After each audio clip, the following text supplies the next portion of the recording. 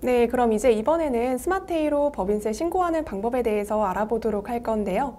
앞에서 위하고 스마트에이 10으로 신고 방법에 대해서 자세히 알아봤으니까 이번에는 전반적인 흐름을 보면서 복습하는 시간 가져보도록 하겠습니다. 먼저 스마트에이 같은 경우에도 스마트에이 10과 동일하게 내비게이션을 제공하고 있어서 법인세 신고 시 자주 사용하는 메뉴에 대해서 한눈에 확인이 가능하고요. 기초사항 검토에 작성 순서 플로우 차트를 이용해서 전반적인 흐름을 확인할 수도 있습니다. 법인세 신고를 처음 하시는 분들은 어디서부터 시작해야 할지 막막하실 텐데요. 내비게이션이나 작성 순서 플로우 차트를 보면서 전반적인 흐름을 확인하시는 데 도움이 되실 것 같습니다. 그럼 제일 먼저 표준 재무제표부터 확인이 되는데요. 표준 재무제표를 확정하기 전에 결산이 먼저 선행이 돼야 되겠죠.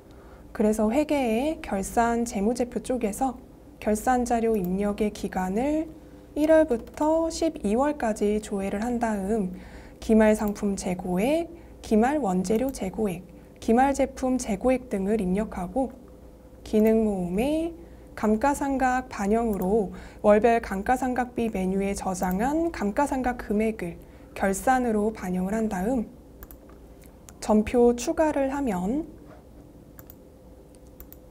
일반 전표 입력으로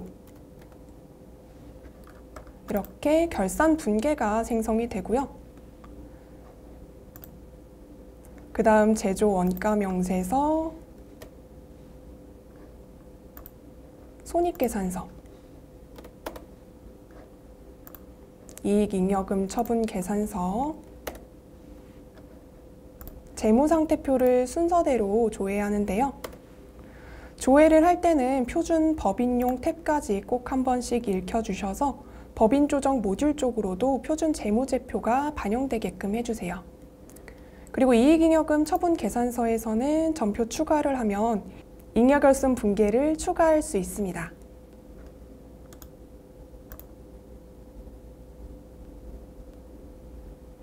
이제 이렇게 다 조회를 했다면 표준 재무제표를 하나씩 새로 불러오기에서 저장을 해야 되는데요. 법인세 신고를 할 때 저장 버튼이 있는 메뉴는 저장 버튼을 눌러야만 서식이 저장되기 때문에 이 저장 버튼이 되게 중요합니다. 저장 버튼을 누르지 않고 종료를 하게 되면 이런 팝업 메시지가 발생하기는 하지만 보통 창 뜨면 잘 안 읽어보고 그냥 닫게 되잖아요. 그래서 무시하고 메뉴를 종료하게 되면 힘들게 입력했던 내용이 저장되지 않는 일이 종종 발생하기 때문에 이런 실수를 좀 줄여보고자 스마트에이 10에서는 저장을 하지 않은 메뉴는 저장 버튼이 깜빡거리도록 기능이 개선되었기 때문에 서식을 저장하지 않는 실수를 좀 줄일 수 있습니다.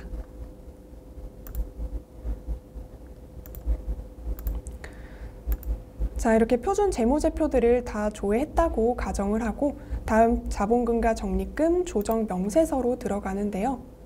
아직은 기초사항 검토이기 때문에 을지에서 정기 유보 버튼을 눌러 정기의 기초 잔액만 불러와 보도록 하겠습니다.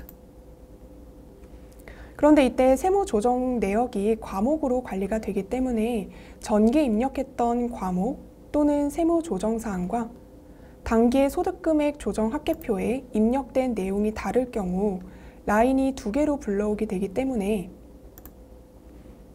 정기와 당기의 과목명을 동일하게 사용을 해야만 하나의 라인으로 불러와서 기말 잔액이 계산된다는 점 주의하셔야 되는데요. 위하고 스마트에이 10에서는 유보소득을 코드로 관리하기 때문에 내용을 다르게 입력하셨더라도 하나의 라인으로 불러오는 덕에 기말 잔액 관리에 용이합니다.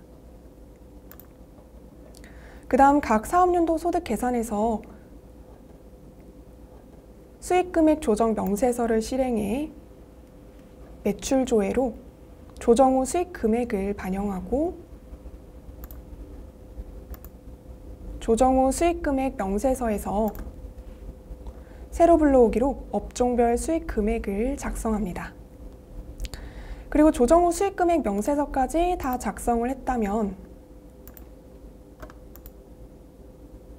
중소기업 기준검토표를 작성해 보도록 할게요.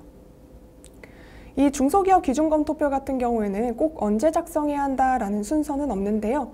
뒤에 과목별 세무조정에 접대비 조정 명세서라든지 공제 감면을 받을 때 이 법인이 중소기업이냐, 소기업이냐, 중견기업이냐에 따라서 한도나 감면율에 영향을 미치기 때문에 미리 작성해 보는 것이 좋기 때문에 이 기초사항 검토 쪽에 있는 거고요.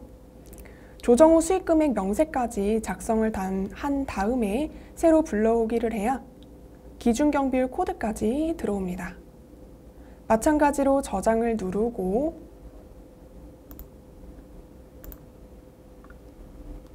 다음으로 감가상각비 조정을 보도록 할게요.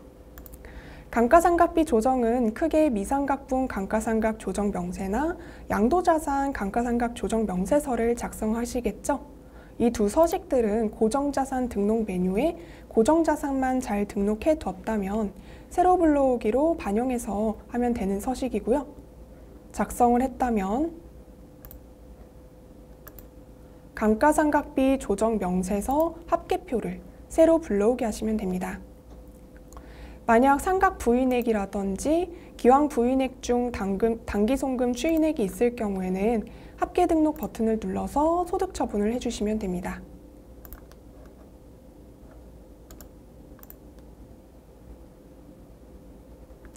그 다음 과목별 세무조정에도 이렇게 다양한 서식들이 있는데요. 작성된 서식은 이렇게 체크박스로 표시됩니다. 앞에서 같이 살펴봤던 서식 순서대로 기업업무 추진비 조정 명세서부터 볼게요. 여기는 아직 접대비 조정 명세서라고 되어 있긴 한데요. 법인조정 모듈 쪽에서는 이렇게 바뀐 서식명으로 반영이 잘 되어 있고요. 새로 불러오기를 해서 전표에 접대비 계정으로 입력된 계정 금액을 불러오고 기업업무 추진비 계상액 중 사적사용 경비가 있다면 직접 입력합니다. 그래서 이렇게 사적사용 경비와 신용카드 등 미사용 금액, 기준금액 초과 기업업무 추진비 한도 초과액이 있다면 합계 등록 버튼을 눌러서 소득 처분을 해주시는데요. 이렇게 조정사항이 한꺼번에 많이 발생할 때는 일일이 다 입력하는 게 꽤 번거로운 일이에요.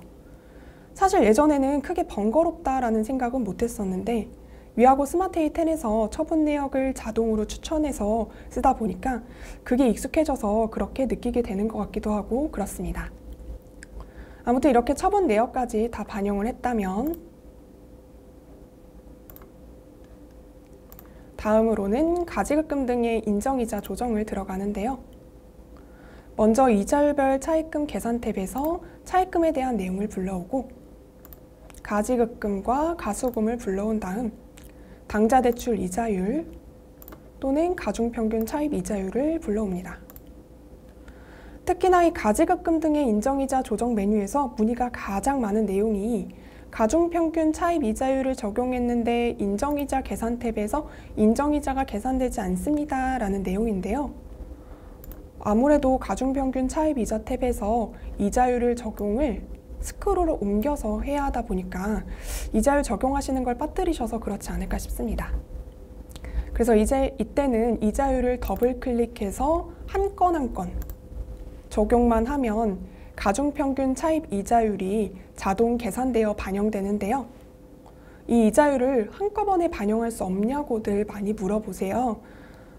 위하고 스마트A 10 같은 경우는 인명별로 일괄 이자율 반영이 가능하지만 스마트A는 대여 시점의 차입금 잔액과 이자율을 계산해서 적용을 해야 되기 때문에 한 칸 한 칸씩 눌러서 각각 반영을 해주셔야 됩니다. 그 다음 기부금 조정 명세서를 보도록 하겠습니다. 법인세 신고는 이렇게 주황색 숫자 순서대로 작성을 하면 되는 거 모두들 알고 계시죠? 그래서 기부금 조정 명세서에서 1번인 기부금 명세서를 제일 먼저 작성하는데 물음표 버튼을 눌러서 기부금 명세서를 입력할 수도 있고요. 계정별 원장 데이터 불러오기로 데이터를 불러온 다음 기부금 유형을 선택합니다. 다시 기부금 송금산입 한도의 계산으로 이동 버튼을 눌러 새로 불러오기를 하면 소득금액계와 2월 결손금 합계액이 자동으로 불러오고요. 소득금액 계산 내역 및 수정 버튼을 눌러서 조회를 하거나 금액을 수정할 수도 있습니다. 그리고 기부금 조정명세서에서 합계 등록은 기타 기부금에 대해서만 소득 처분을 하고 기부금 조정명세서에서 발생한 한도 초과액은 소득금액 조정 합계표가 아닌 법인세 과세표준 및 세액조정 계산서에 105번 기부금 한도 초과액으로 반영되고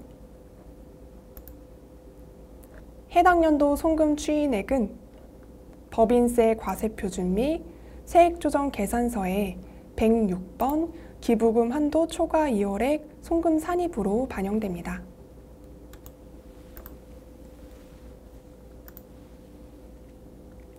그 다음 과세표준을 계산하기 위해서 이 서식 중 해당하는 부분 있으시면 작성하시고요. 이제 공제 감면세액을 계산하는데요. 감면은 보통 중소기업 세액 감면들 많이 받으시죠. 그래서 중소기업 세액 감면을 적용하기 위해 공제감면 세액계산서 2번 서식에서 중소기업에 대한 특별세액 감면 불러오게 하고요. 만약 이 법인이 여러 업종을 겸용해서 감면 업종에 해당하는 소득에 대해서만 감면을 계산해야 한다면 소득구분 계산서를 작성을 해주세요. 이번에는 전부 제조업 등의 소득이라고 가정을 하고 과세표준 금액을 그대로 입력을 해볼게요.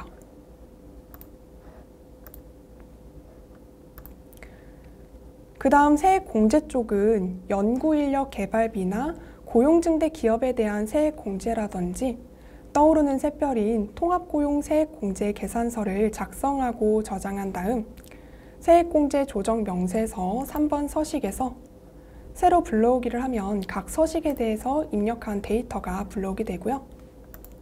아래 숨어 있지만 꼭 잊지 마셔야 할 단기공제 세액 및 2월의 계산 버튼을 누르고 코드 도움을 받아서 공제 대상 세액이 있는 공제 항목들을 불러오게 해주세요. 그래서 이렇게 단기공제 대상 세액이 반영되었다면 최저한세 조정 계산서를 실행해서 조정감이 발생하는지를 확인해 공제감면에서 발생한 최저한세 금액은 최저한세 적용 감면 배제 금액으로 세액공제에서 발생한 최저한세 금액은 121번 최저한세 적용에 따른 미공제 세액으로 금액을 입력한 다음 저장을 하고